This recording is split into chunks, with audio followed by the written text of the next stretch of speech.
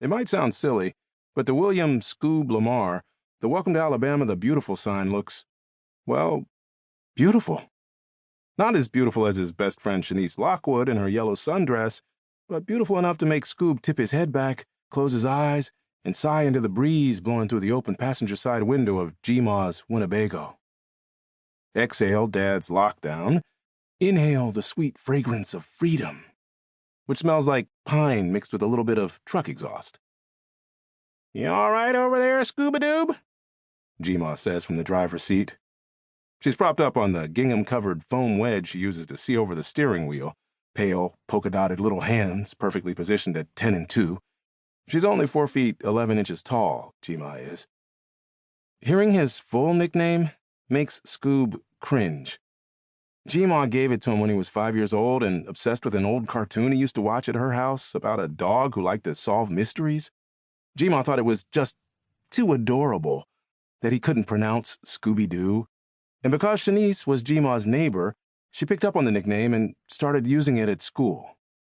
So it stuck. Well, the Scoob part did, which is fine. Kinda cool, even. Scooba-Doob, though? "G-Ma," he says, "you mind if we stick to Scoob?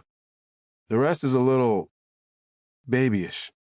No offense," he adds. "Oh, none taken," G-Ma says. "My apologies, Mr. Scoob." "I mean, can you drop the mister, too?" Scoob goes on. This makes G-Ma laugh, which makes Scoob smile. He'd never tell anybody, but there's really no sound in the world he loves more than his grandmother's barking laughter. Dad's not a fan. Says it grates on him because it's the one reminder of G-Ma's past smoking days and potential future lung cancer, but it reminds Scoob of elementary school days playing card games she taught him that he wasn't supposed to know the rules for, like Texas Hold'em and blackjack. Even now, it blows Scoob's mind that a harsh, booming sound like that could come out of a person as little as G-Ma. "I mean it, though," she says. "You feeling all right? I'm not driving too fast, am I?" She kicks him a wrinkly wink. Now Scoob's the one laughing. He looks up from the brand-new road map she handed him once they were both settled and seatbelted. According to the speedometer, the brand-new Winnebago he and G-Ma are in has a max speed of 120 miles per hour, but G-Ma has yet to push the needle to 60. "Definitely not too fast, G-Ma. Though I do wonder if there's a minimum speed limit law you're breaking." "Oh, you hush," she says. "Speaking of which, you never said if you like my new sweet ride or not. That's what you kids call it these days, right? A sweet ride?" She says it in a way that makes her sound like a smarmy used car salesman with oil-slicked hair. Scoob chuckles and shakes his head. Then he peeks over his shoulder into the back. Truthfully, when G-Ma popped up out of the blue and asked if Scoob wanted to go on a little adventure, he was too geeked at the thought of a loophole in his punishment to give much thought to anything else, their destination included, especially when she said he'd probably miss a couple of days of school. Bonus.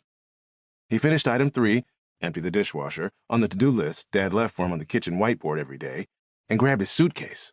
Then, after scribbling Dad a quick note about being with G-Ma for the night, Scoob hightailed it out of the house as fast as his off-brand sneaker-clad feet would carry him. Even left his phone at home. Largely so Dad can't call him, but he won't tell G-Ma that. The suitcase had been sitting in Scoob's closet for a month. Dad promised Scoob a trip to St. Simon's Island this year.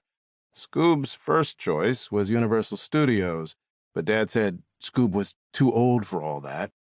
He'd been too young the previous year, but whatever.